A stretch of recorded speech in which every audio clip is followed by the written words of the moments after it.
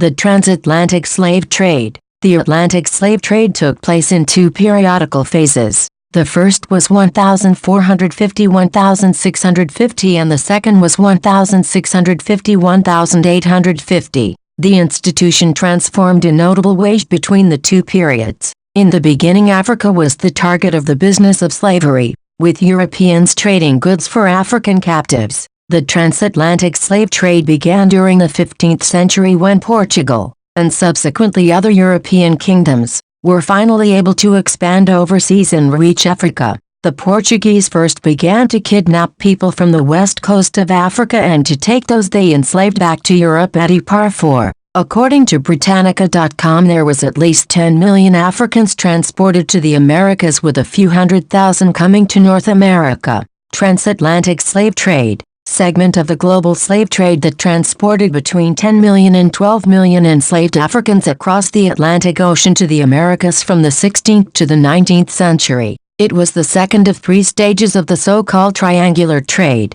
in which arms, textiles, and wine were shipped from Europe to Africa, slaves from Africa to the Americas, and sugar and coffee from the Americas to Europe. Lewis Parr 1. In my research, it appears the Portuguese really amped up the slave trade because of the demands of commodities from the marketplace, that is sugar, tobacco, etc. This article talks about how this all played out in relative detail. During the early years of the transatlantic slave trade, the Portuguese generally purchased Africans who had been taken as slaves during tribal wars. As the demand for slaves grew, the Portuguese began to enter the interior of Africa to forcibly take captives. As other Europeans became involved in the slave trade, generally they remained on the coast and purchased captives from Africans who had transported them from the interior. Lewis Parr 1. It makes me feel better to think slavery was mostly business, but kidnapping is not business, it's an act of violence. Thankfully, this wasn't the main way of getting slaves, it was just a few savages like the Portuguese.